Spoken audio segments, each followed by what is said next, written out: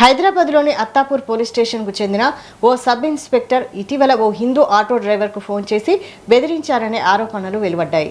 ఈ వ్యవహారం సామాజిక మాధ్యమాల్లో చర్చనీయాంశంగా మారింది. అయితే ఈ ఆరోపణలపై ఇప్పటి వరకు పోలీసుల నుంచి అధికారిక ప్రకటన వెలువడలేదు.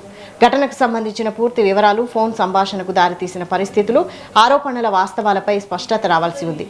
ఈ అంశంపై పోలీసులు అధికారికంగా స్పందించిన తర్వాతే పూర్తి వాస్తవాలు వెలుగులోకి వచ్చే అవకాశం ఉంది. వనపర్తి నుంచి ఒక కట్టర్ హిందూ ఆటో నడపనికి సిటీ వచ్చిండు. ఆటో కూడా నడుపుతుండు. దాదాపు హైదరాబాద్ సిటీ, సికింద్రాబాద్ సిటీలో. నిన్న అంటే ఒక 2 days బ్యాక్ అనుకోండి, ఆటో బ్యాక్ సైడ్ మన హిందూ ఒక మంచి స్లోగన్ రాసుకుండు. ఆ స్లోగన్ ఏ విధంగా ఉంటుందంటే, ఈ భారతదేశంలో, ఈ ప్రపంచంలో పుట్టే ప్రతి ఒక్క వ్యక్తి హిందూయే ఉంటాడు. మతం మారిన వ్యక్తి ఆయన అయ్యాని మార్చినట్టే ఆ విధంగా ఆయన స్లోగన్ రాసిండు, జై శ్రీరామ్ రాసిండు. దీంట్లో తప్పు ఏమున్నది? కానీ కొంతమంది ముస్లింలు ఆ స్లోగన్ని చూసి ఆయనకి ఆపి ఆర్గ్యుమెంట్ చేసినారు, ఆయనకి కొట్టనికి పోయినారు, ఆయనకి తిట్టినారు కూడా.